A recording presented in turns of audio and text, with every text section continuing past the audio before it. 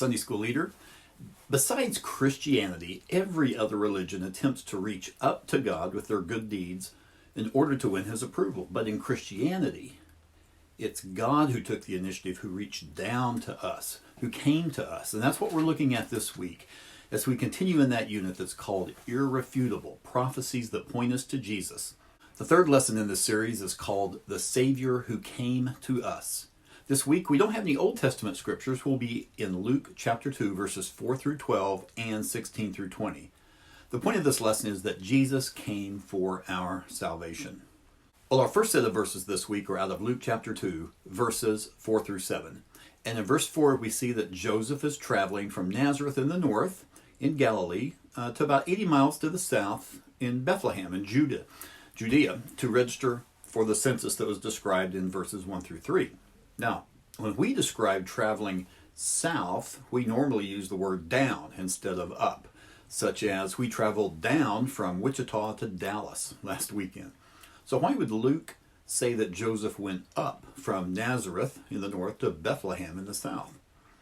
Well, it's because it was up. It was up in elevation. Nazareth is about 1,140 feet above sea level. Bethlehem's about 2,540 feet above sea level. It's a difference of about 1,400 feet. So it's a steep climb. So can you imagine when they first got the news that they were going to have to travel that distance, how disappointed, maybe even worried they may have been about making that journey? But you know what? God used pagan rulers to accomplish his will. How else could all these messianic prophecies all be true? You know, it was said, he will be called a Nazarene, meaning he will come from Nazareth. And he'll be born in Bethlehem, and I will call my son up out of Egypt. Well, verse 5 might present a problem to us. You know, a couple of weeks ago we were studying Matthew chapter 1, verses 24 and 25. That told us that after his encounter with the angel, Joseph decided not to break off the betrothal. But what did he do? He took Mary home as his wife, but did not consummate the marriage until she gave birth to Jesus. So in Matthew, we're told that they were married before Jesus was born. And now, we're in this week's account, in Luke, we see that Joseph was traveling to Bethlehem with Mary, who was pledged to be married to him. So were they married or not married at this time? Well, why does there seem to be a discrepancy here? Well, first of all, let's remember that the betrothal period was much more legally binding than our contemporary engagement time.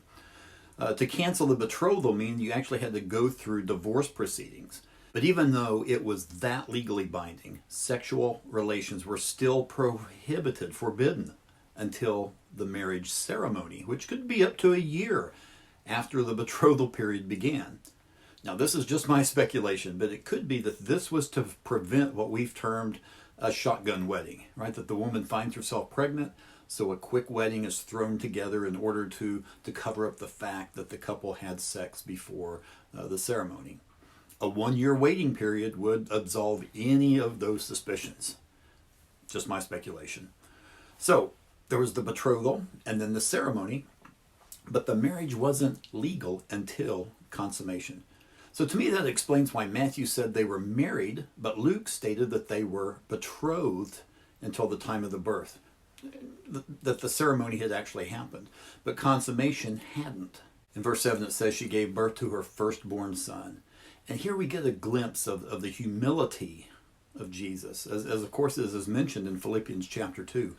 God himself is going through the human birth process. Okay? He was born to ordinary, probably poor parents. He was placed in a manger or a feeding trough. His first guests, as we're going to see here in a minute, were shepherds, the lowest class of people. He was raised in Nazareth, which it had a reputation. You know, in John chapter 1, verse 46, Nathanael asked, can anything good come out of Nazareth? Well, in verses 8 through 12 of our text, we're introduced to the shepherds in the Christmas story. You see, shepherding is one of the oldest professions. Adam was given dominion over the animal kingdom. Abel was the keeper of the sheep. Jacob and his sons, as well as Moses and David, they were all shepherds. And in many ways, shepherding was a noble profession, but they had a difficult time keeping ritualistically pure. Sheep needed that constant care, so shepherds couldn't keep the Sabbath as they were supposed to. These men spent most of their time in the fields. They were away from others, had very little influence in society. We really shouldn't romanticize their profession. They were often dishonest people, social outcasts, and they had a bad reputation. In the countryside near Bethlehem where the shepherds worked, their primary responsibility was to guard the sheep, which was used for temple sacrifices, among other things. How appropriate that the first people to hear about the birth of Jesus were those who guarded the sacrifices that he would later replace when his crucifixion and his resurrection permanently atoned for sins. What was symbolic about God announcing Jesus' birth to some of the lowliest members of society? Well, number one, the good news is for all people. The shepherds represented the outcasts and the sinners, and that's who Jesus came to minister to. Now, shepherds, they were out in the fields with their flocks, usually during the months from March to November, and there's nothing in the two birth accounts that ties Jesus' birth to any specific date, but most likely it was not in the winter. So here we have one of the lowest in society's ranks, the shepherds. They were the ones that were privileged to receive the birth announcement, not the religious leaders. Now, notice the three titles that are given to Jesus there in verse 11. The first is Savior. His name, Jesus, means the Lord saves, or Yahweh saves. Then there's Messiah, or Christ, the anointed one. And then Lord. Generally speaking, that means a boss. And specifically, though, it refers to his divinity because he is the boss. In verses 16 through 20, we see that the shepherds hurried off to find this family, and specifically this newly born baby. Now, we don't know how long they stayed there, but we do know that after they left, they spread the word about what had happened. Now, don't you know that both Joseph and Mary needed that outside encouragement? I know I would. Right? Yes, they had that encounter with an angel months ago foretelling the conception, birth of this child. But to have this unbiased outside party come in and validate what had been said, what had happened, that certainly had to have clinched it for them that this was truly what the angel said. Now, there are a couple of lessons I think we can learn from the shepherds. First, to follow Jesus, sometimes we have to leave what we know. Okay, the shepherds, they left their flocks in the field to go find the Christ child. Also, after the shepherds had that encounter with Jesus, what happened? They spread the word. That's a natural reaction after receiving good news, isn't it? You got to tell somebody. Here's something I would like for you to think about as we close this week. The similarities surrounding both the birth of Jesus and his death, kind of those two bookends of his earthly ministry. He went from a virgin womb to an unused tomb.